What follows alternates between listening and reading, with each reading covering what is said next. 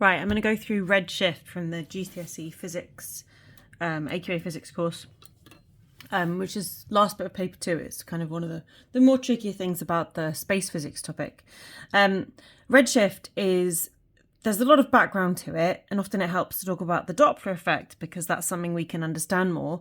The Doppler effect is the fact that when cars go past you, or ambulances or whatever, they go kind of meow, and the wavelength of sound that you hear, the pitch of sound that you hear, changes depending on where, or on whether it's moving towards you or moving away from you. But that's the Doppler effect. That's not on the course. The course is just redshift. So I'm going to kind of leave Doppler effect aside and just go through what redshift is, because maybe in kind of isolation it's slightly easier to understand and potentially less confusing.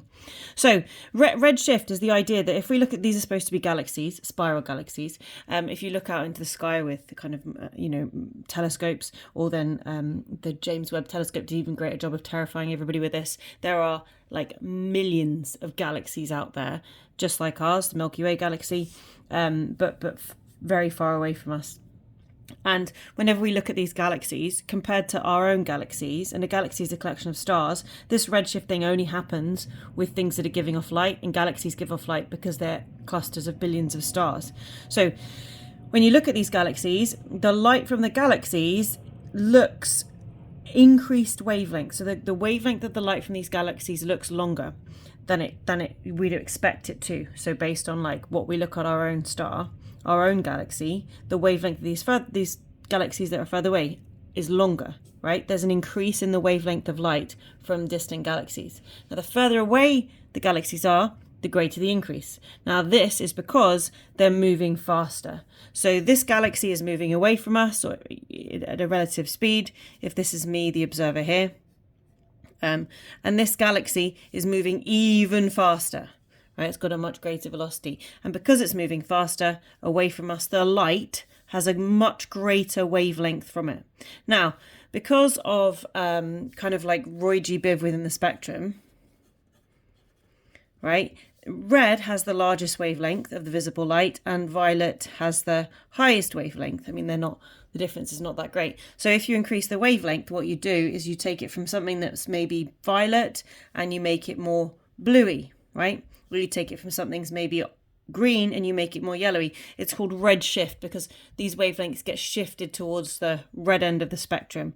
But it actually could be sort of like gamma rays, the small shortage of wavelength kind of becoming visible light or microwaves or something like that. So it's about going in the electromagnetic spectrum from the higher wavelength end to the lower wavelength end. Now, sometimes though, the electromagnetic spectrum is not given in this order. So sometimes instead of it being in order from going large wavelength to smaller wavelength or increasing frequency, sometimes it's given the other way around. Now, these are little graphs. I'm going to show you a little graph. So when we look at the light from the sun, we can analyze the light and look at the frequencies that are in the light. Now, the sun is a black body almost, so it's a perfect emitter, and so it gives off all the wavelengths of light. Now, the atmosphere of the sun, though, contains gases, and these gases absorb wavelengths of light.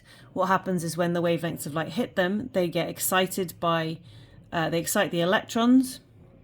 Wavelengths of light hit electrons, they get excited, they move to higher energy levels, and that wavelength kind of disappears, and you get these absorption spectrums. Now, that's a kind of A-level topic, so it doesn't really matter, but the point of these spectrums, quite often they are backwards. So we're kind of like tracing out the light and we're saying red, orange, yellow, green, blue, indigo, violet, and you'd see a nice colour spectrum if I could have been bothered to print it in colour.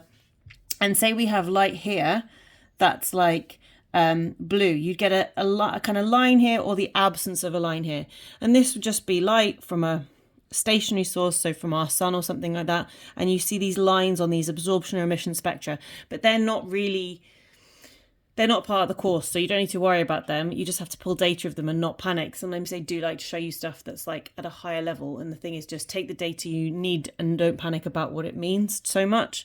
So then if it was moving away, this line would be shifted towards the red end of the spectrum, which in this case means the wavelength would increase and it would look here. If it was moving even faster, it would be shifted even further. So, and often you see sort of like a cluster of a couple of lines, and those clusters get shifted. And then there might be one that was like sort of I don't know, in the violet, which then becomes there, which then becomes there.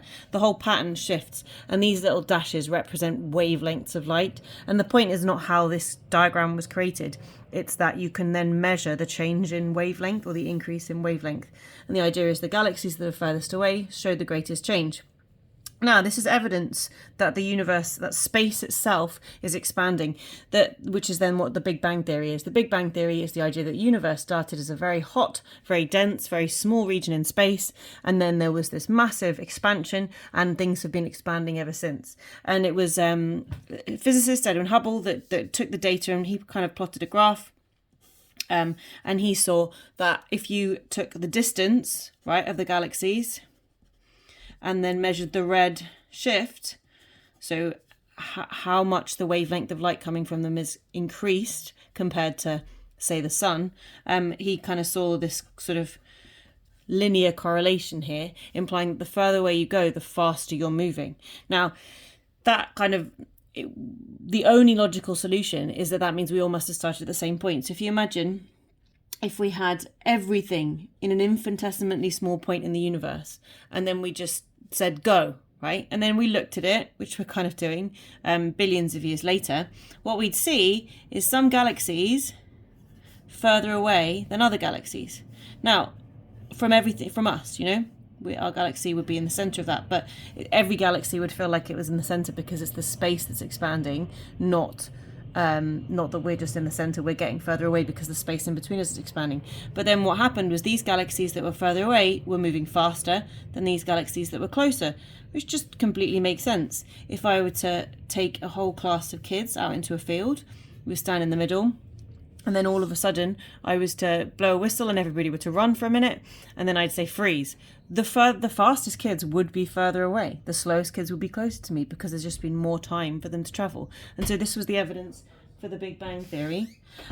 Now, in 1998, they've discovered that it seems this expansion is accelerating. So actually it's accelerating.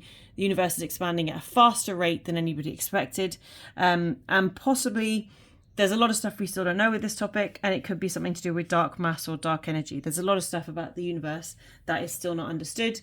It could be the fact that there's a lot of dark matter in the universe that we can't measure, and we haven't accounted for its mass in doing our calculations. But that is it. Yeah, if you have any questions, just let me know, because I can re-record a bit of it. Maybe I'll print some actual diagrams.